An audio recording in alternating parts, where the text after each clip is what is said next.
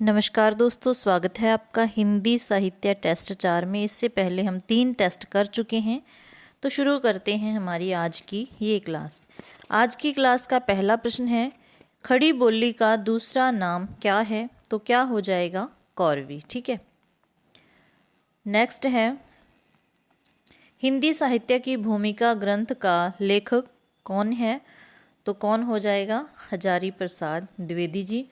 और इनके 3 ग्रंथ हैं, ये भी याद रखना है।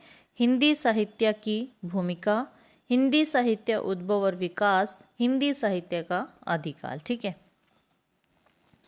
नेक्स्ट है, हिंदी साहित्य के अंतर्गत किस काल को हिंदी साहित्य का स्वर्ण युग माना जाता है? तो बहुत सारे एग्जाम में ये प्रश्न पूछा गया है, तो कौन से काल को? भक्ति काल को। ठीक है। नेक्स्ट है, आदिकाल के किस ग्रंथ से भक्ति काल के संत मत का विकास हुआ? आदिकाल के किस पंथ से? तो नाथ पंथ सही आंसर हो जाएगा। 5वां प्रश्न है, 16वीं 17वीं शताब्दी के युग को हिंदी काव्य का स्वर्ण युग मानना किस इतिहास लेखक की महत्वपूर्ण उपलब्धि मानी गई है? तो बहुत सारे एग्जाम में ये प्रश्न पूछा गया है, तो सही आंसर हो जाएगा जॉर्ज ग्रियर्सन। हमने हिंदी साहित्य की डिटेल में 3 क्लास भी की है, अगर किसी को ज़रूरत हो तो देख सकता है, और क्लास अच्छी लगे तो लाइक भी कर सकता है। ठीक है। तो सही आंसर हो जाएगा जॉर्ज ग्रियर्सन। अगला प्रश्न है, अजगर करे न चाकरी, पंछी करे न काम, दास मलूका कह गए सबके दाता राम। उपयुक्त पंक्तियां किस कवि की हैं? तो सही आंसर हो जाएगा मलूक दास। ठीक है। नेक्स्ट है, भक्तन को कहा सीकरी सो काम, किस कवि की पंक्तियां हैं? तो किसकी हो जाएंगी? कुंभन दास की। और ये अष्टचाप के पहले कवि माने जाते हैं, ये भी याद रखना है। और किससे दीक्षित थे? बल्लवाचार्य से। ठीक है। तुलसी कृत विनय पत्रिका की रचना किस भाषा में हुई है? तो किस भाषा में हुई है तुलसी कृत विनय पत्रिका की रचना? ठीक है। तो इसका सही आंसर हो जाएगा, तो तुलसी कृत विनय पत्रिका की रचना ब्रज भाषा में हुई है। ठीक है। नेक्स्ट है, 84 वैष्णव की वार्ता का लेखक कौन है? तो सही आंसर हो जाएगा गोकुल नाथ। सारे ही प्रश्न बहुत ही महत्वपूर्ण है और अलग अलग एग्जाम्स में पूछे गए हैं। अगला प्रश्न है, वरवै रामायण किसकी रचना है? तो किसकी हो जाएगी? तुलसीदास जी की। किसकी हो जाएगी? तुलसीदास जी की। ये अवधी भाषा में, ये भी याद रखना है। ठीक है। मीराबाई की भक्ति किस भाव की है? तो किस भाव की है? माधुर्य भाव की। रामचरितमानस में कितने कांड हैं? तो ये तो सभी को पता होगा कि 7 कांड हैं। कौन कौन से हैं?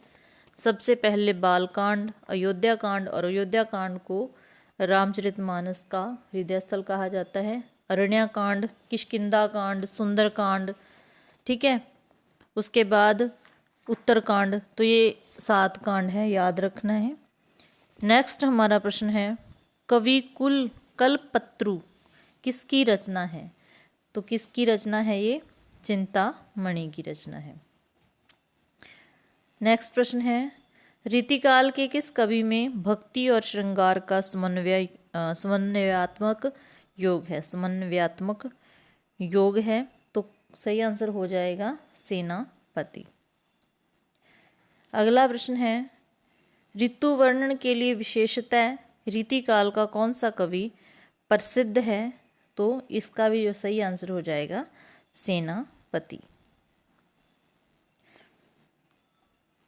बिहारी सतसई में कितने दोहे हैं? ठीक है। तो सही आंसर हो जाएगा 713। और ये किसके अनुसार है? ये भी याद रखना है। 713 दोहे हैं बिहारी सतसई में, और ये जगन्नाथ दास रत्नाकर के अनुसार हैं। वैसे 719 माने जाते हैं, ये भी याद रखना है। शिवा वावनी के रचयिता कौन है? तो कौन हो जाएंगे? भूषण।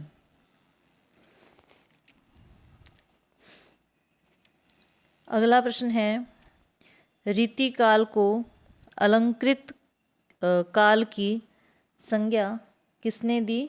तो मिश्र बंधुओं ने। ठीक है, यहाँ ऑप्शन नहीं है, वैसे ध्यान में रख लेना किसने दी है? मिश्र बंधुओं ने। 19वां प्रश्न है, किस कवि ने सतसई की रचना नहीं की है? तो किसने नहीं की है? लाल कवि ने। ठीक है। आधुनिक काल के द्वितीय चरण को किस काल की संज्ञा दी गई है? तो इसका सही आंसर हो जाएगा सुधार काल। नेक्स्ट है, किस कवित्री को हिंदी के विशाल मंदिर की बीणा पाणी कहा जाता है? तो किसे कहा जाता है? महादेवी वर्मा को। अगला हमारा प्रश्न है, मनुष्य की मुक्ति की तरह कविता की भी मुक्ति है, यह कथन किसका है? तो ये कथन किसका है? निराला जी का। ठीक है। अयोध्या सिंह उपाध्याय हरिऔध किस युग के कवि हैं? तो किस युग के कवि हैं? द्विवेदी युग के। जूही की कली किसकी रचना है? तो किसकी ये रचना है? सूर्यकांत त्रिपाठी निराला जी की। कला और बूढ़ा चांद किसकी रचना है? सुमित्रा नंदन पंत जी की।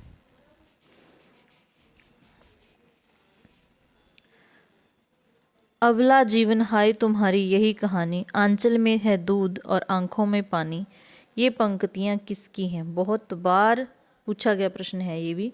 तो किसकी हो जाएंगी? इसमें भी ऑप्शन नहीं है, सही आंसर है मैथिली शरण गुप्त जी। ठीक है। नेक्स्ट है 26वां जो प्रश्न है, मैथिली शरण गुप्त ही इसका आंसर है। अबला जीवन हाय तुम्हारी यही कहानी, आंचल में है दूध और आंखों में पानी। अगला हमारा प्रश्न है 26 में के ऑप्शन नहीं है, महाप्राण की उपाधि किस कवि के नाम के साथ जोड़ी जाती है? तो इसका सही आंसर हो जाएगा सूर्यकांत त्रिपाठी निराला। तो प्रश्न नंबर 27 का सही आंसर है सूर्यकांत त्रिपाठी निराला।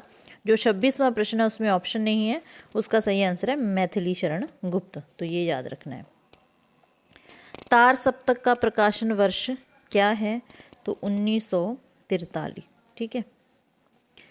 नेक्स्ट है, नागार्जुन का वास्तविक नाम क्या था? तो वैद्यनाथ मिश्र था। ठीक है। नेक्स्ट है, नई कविता नामकरण का श्रेय किसे दिया जाता है? तो किसे दिया जाता है? अज्ञे को। मेरे अनुसार सारे ही प्रश्न बहुत ही महत्वपूर्ण हैं। अगर क्लास अच्छी लगे तो लाइक ज़रूर कर देना। चैनल पर नए हो चैनल को भी सब्सक्राइब कर सकते हैं। मिलते हैं टेस्ट नंबर 5 के साथ। क्लास देखने के लिए धन्यवाद।